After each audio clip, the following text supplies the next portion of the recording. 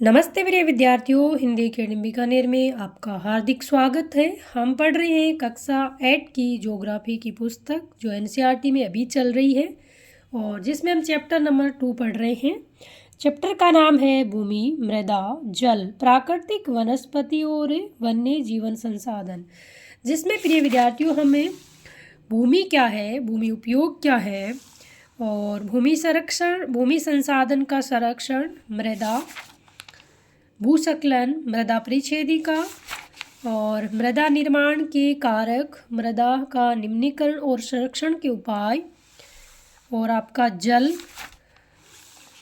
उपलब्धता की समस्याएं, जल संसाधनों का संरक्षण। यहाँ तक इस चैप्टर को हम पढ़ चुके हैं। आगे आज हम पढ़ेंगे प्राकृतिक वनस्पति और वन्य जीवन। यहाँ से प्रिय विद्यार्थियों हम आगे पढ़ेंगे। मेरी पीछे वाली क्लासें आपने नहीं देखी हैं तो ज़रूर देख लीजिएगा और मेरे चैनल पर आप नए हैं तो चैनल को सब्सक्राइब ज़रूर कर लीजिएगा। वीडियो अच्छा लगता है तो अपने मित्रों के साथ वीडियो को शेयर ज़रूर करिएगा। आज हम पढ़ते हैं प्राकृतिक वनस्पति और वन्य जीवन। यहाँ से हम पढ़ेंगे और आज हमारा ये चैप्टर 2 नंबर का चैप्टर पूरा भी हो जाएगा। स्कूल के बच्चे हस्तशिल्प प्रदर्शनी में घूम रहे थे। प्रदर्शनी की वस्तुएं देश के भिन्न भिन्न भागों से एकत्रित की गई। मोना ने एक थैला हाथ में उठाया और उत्साह से कहा, ये एक सुंदर हैंडबैग है। अध्यापिका ने कहा, हाँ, ये जूट से बना है। किससे बना है? जूट से बना है। हम पढ़ रहे हैं प्राकृतिक वनस्पति और वन्य जीवन। क्या आपने उन टोकरियों, दीप, छत्रों और कुर्सियों को देखते हैं? वे बेंत और बांस की बनी है। भारत के पूर्वी और उत्तर पूर्वी आर्द्र प्रदेशों में बांस प्रचुर मात्रा में पैदा किया जाता है। बांस कहाँ पर पैदा किया जाता है? भारत के पूर्वी और उत्तर पूर्वी आर्द्र प्रदेशों में बांस प्रचुर मात्रा में पैदा किया जाता है। जैसी रेशमी स्कार्फ देखकर उत्साहित थी, ये खूबसूरत स्कार्फ देखो, अध्यापिका ने स्पष्ट किया। रेशम कीटों से प्राप्त किया जाता है जो सहतूत के पेड़ों पर पाले जाते हैं। आपसे पूछे कि जो रेशम कीट है वो कौन से पेड़ के पर पाला जाता है तो आप बताओगे सहतूत के पेड़ों पर पाले जाते हैं। बच्चे समझ गए कि पौधे हमें अनेक विभिन्न उत्पादन प्रदान करते हैं जिनका उपयोग हम अपने दैनिक जीवन में करते हैं। आगे है प्राकृतिक वनस्पति और वन्य जीवन केवल स्थलमंडल, जलमंडल और वायुमंडल के बीच जुड़े एक संकरे क्षेत्र में ही पाए जाते हैं। इसे जैवमंडल कहते हैं। जैवमंडल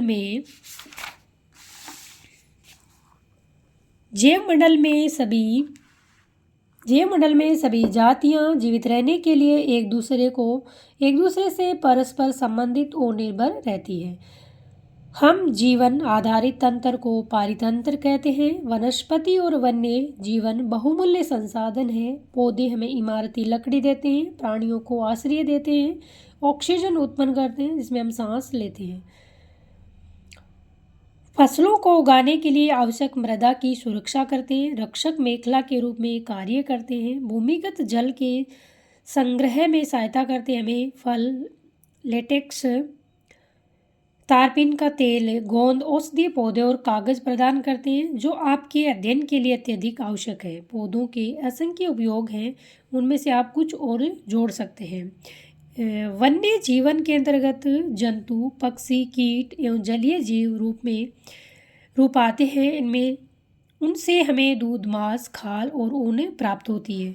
यहाँ पर आपका दे रखा है एक ब्रह्म कमल, एक औषधीय बूटी है, उनका पौधा आपको दे रखा है, आप देख सकते हैं। और यहाँ पर ये आपका किलकिला जिसे कहते हैं किंगफिशर, एक पक्षी दे रखा है। मधुमक्खी हमें शहद देती है, फूलों के प्रांगण में मदद करती है और पारितंत्र में अपघटक के रूप में एक महत्वपूर्ण भूमिका निभाती है। चिड़िया अपने भोजन के लिए कीटों पर निर्भर है और अपघटकों के रूप में कार्य करती है। गिद्ध मृत जीव जंतुओं को खाने के कारण ये अपमार्जक है और पर्यावरण का एक महत्वपूर्ण शोधक समझा जाता है। इसलिए प्राणी चाहे बड़े हो अथवा छोटे, सभी पारितंत्र के संतुलन को बनाए रखने के लिए अनिवार्य है। अब हम पढ़ेंगे प्राकृतिक वनस्पति का वितरण। किस प्रकार हमारी पृथ्वी पर प्राकृतिक वनस्पति का वितरण है। उससे पहले हम एक तथ्य यहाँ पर दे रखा है और ये प्रश्न एक बार एग्जाम में पूछा भी गया था तो इसको हम देख लेते हैं। भारतीय उपमहाद्वीप में जिन पशुओं का उपचार डिक्लोनिफेन्स, एस्प्रिन अथवा इबुप्रोफेन जैसे पीड़ानाशी से किया जाता है। ये क्या है? डिक्लोनिफेन एस्प्रिन और अथवा इबुप्रोफेन, ये क्या है? जो पशुओं की दवाई होती है उपचार के लिए, पीड़कनाशी दवाई होती है, उनके पीड़ा को कम करती है। उनके अपमार्जन उपरांत गिद्ध किडनी खराब होने से मर रहे हैं। मतलब अपन क्या करते हैं, इनका दवाइयों का उपयोग पशुओं के उपचार के करते हैं और फिर उन पशुओं की क्या हो जाती है, मृत्यु हो जाती है। तो उनकी हड्डियों को गिद्ध खाते हैं तो उनका किडनी खराब होने से, इन दवाइयों की वजह से उनकी किडनी खराब होती है और वो मर जाती हैं। पशुओं पर इन औषधियों के उपयोग करने पर प्रतिबंध लगाने के प्रयास किए जा रहे हैं तथा आरक्षित स्थानों पर गिद्ध के प्रजनन के प्रयास किए जा रहे हैं। तो इन जो आपकी है डिक्लोनिफेनक एवं एस्प्रिन और इबुप्रोफेन जैसी दवाइयां हैं, इन पर क्या करा है, बैन लगाया गया है। कुछ क्षेत्रों पर ये कहा है सरकार ने कि इनका प्रयोग है वो कम से कम किया जाए। प्राकृतिक वनस्पति का वितरण। वनस्पति की वृद्धि मुख्य रूप से तापमान और आर्द्रता पर निर्भर करती है। वनस्पति की जो वृद्धि है वो किस पर निर्भर करती है? आपकी तापमान और आर्द्रता पर निर्भर करती है। विश्व की वनस्पति के मुख्य प्रकारों को 4 भागों में रखा जा सकता है: वन, घास, स्थल और गुलम और टुंड्रा। ये देखो एक चित्र दिया गया, वन में किस प्रकार के आपके अजगर पाए जाते हैं। और भारी वर्षा वाले क्षेत्रों में विशाल वृक्ष उग सकते हैं। इस प्रकार वन प्रचुर जल आपूर्ति वाले क्षेत्रों में ही पाए जाते हैं। जैसे जैसे आर्द्रता कम होती है वैसे वैसे वृक्षों का आकार और उनकी सघनता कम हो जाती है। सामान्य वर्षा वाले क्षेत्रों में छोटे आकार वाले वृक्ष और घास उगती है, जिससे विश्व के घास स्थलों का निर्माण होता है। कम वर्षा वाले शुष्क प्रदेशों में कंटीली झाड़ियाँ एवं गुल्म उगते हैं। आपसे पूछा जा सकता है कम वर्षा वाले में कौन से पेड़ पौधे होते हैं? कंटीली झाड़ियाँ, गुल्म होते हैं। इस प्रकार के क्षेत्रों में पौधों की जड़ें गहरी होती है। वाष्पोत्सर्जन से होने वाली आर्द्रता की हानि को घटाने के लिए इन पेड़ों की पत्तियां कांटेदार और मोमी सतह वाली होती है। शीत ध्रुवीय प्रदेशों की टुंड्रा वनस्पति, आपसे पूछा जा सकता है कि टुंड्रा वनस्पति कहाँ पाई जाती है? तो शीत ध्रुवीय प्रदेशों में आपकी टुंड्रा वनस्पति मोस और लाइकेन सम्मिलित है। आपसे पूछे कि मोस, लाइकेन और टुंड्रा वनस्पति कहाँ पाई जाती है? तो शीत ध्रुवीय प्रदेशों में ये वनस्पति आपकी पाई जाती है। पिछली 2 शताब्दियों में विश्व में जितने लोग थे इस समय उनकी कहीं अधिक लोग हैं। बढ़ती जनसंख्या के पोषण के लिए, फसलों को उगाने के लिए वनों के विशाल क्षेत्रों से वृक्ष काट दिए गए हैं। विश्व भर में वनों का आवरण तेजी से समाप्त हो रहा है।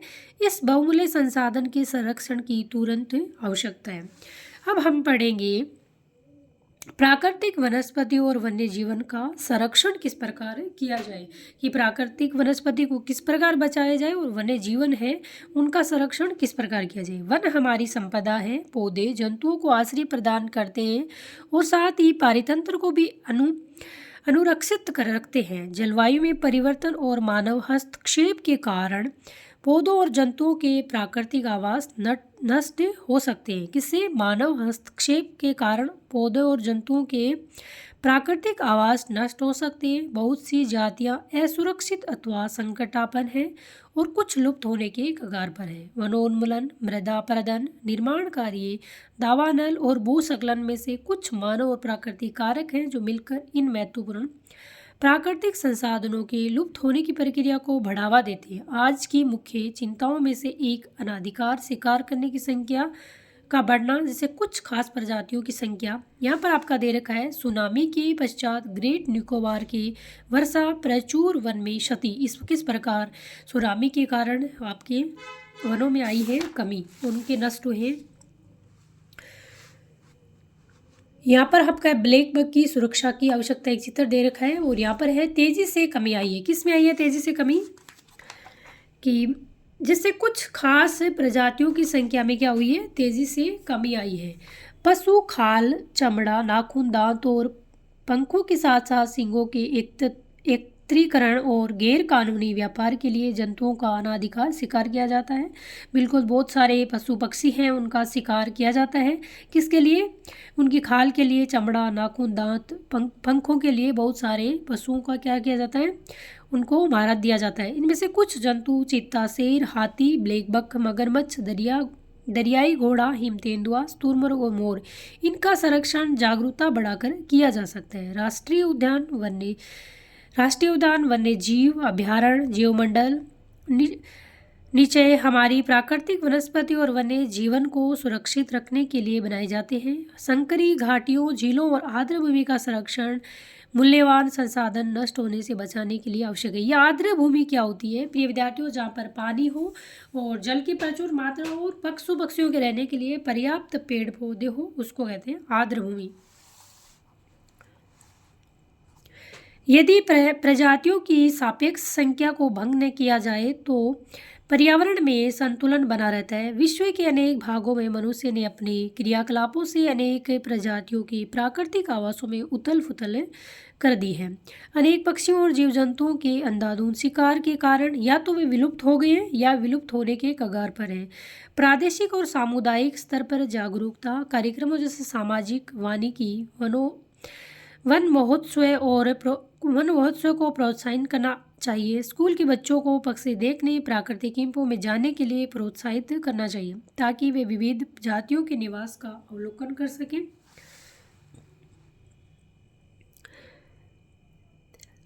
एक अंतर्राष्ट्रीय बहुत से देश पक्षियों और पशुओं को मारने और उनके व्यापार करने के विरुद्ध है। भारत में शेरों, चीतों, हिरणों, भारतीय सारंग और मोर को मारना क्या अवैध है?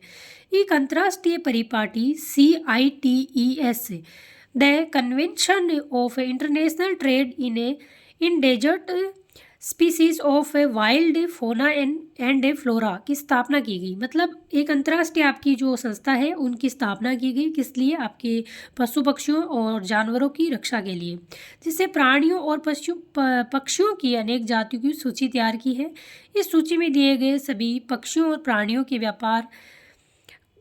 व्यापार करने पर प्रतिबंध लगाया। आपसे पूछा जा सकता है कि प्राणियों और पक्षियों की सूची बनाने के लिए किस अंतर्राष्ट्रीय संस्था का निर्माण किया गया है? एक अंतर्राष्ट्रीय परिपाटी, इसका नाम है CITES है और इसकी फुल फॉर्म है the convention of international trade in desert species of wild fauna and flora. इसका नाम आपको याद रखना है। ये क्या करती है?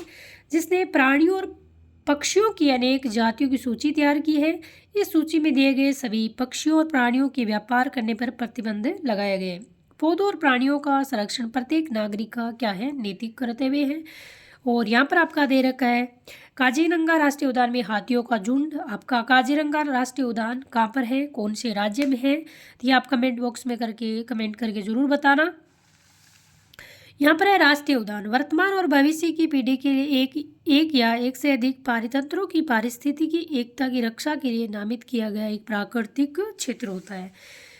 यहाँ पर है जैवमंडल। नीचे क्या होता है? ये वैश्विक नेटवर्क द्वारा जुड़े रक्षित क्षेत्रों की एक श्रृंखला है जिसे संरक्षण और विकास के बीच संबंध को प्रदर्शित करने के इरादे से बनाया गया है।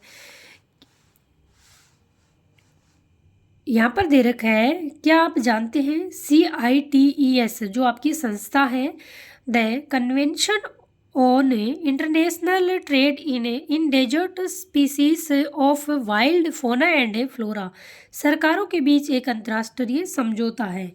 इसका उद्देश्य ये सुनिश्चित करना है कि अन्य प्राणियों, पौधों के नमूनों के अंतर्राष्ट्रीय व्यापार से उनके जीवन को कोई खतरा नहीं है। मोटे तौर पर पशुओं की 5000 जातियों और पौधों की 28000 जातियाँ संरक्षित की गई है। भालू, डॉल्फिन, कैक्टस, प्रवाल, आर्किड और एलो कुछ उदाहरण हैं। प्रिय विद्यार्थियों, ये चैप्टर आज आपका पूरा हो गया है और कल हम पढ़ेंगे कृषि। बहुत ही शानदार चैप्टर है अगला। हम कृषि के बारे में जानकारी प्राप्त करेंगे कि भारत में किस प्रकार की कृषि होती है, भारत के अलग अलग क्षेत्रों में किस प्रकार की फसलें उगाई जाती है। तो इस चैप्टर को पढ़ेंगे हम कल। प्रिय विद्यार्थियों, पढ़ते रहिए, स्वस्थ रहिए, मस्त रहिए। जय हिंद, जय भारत।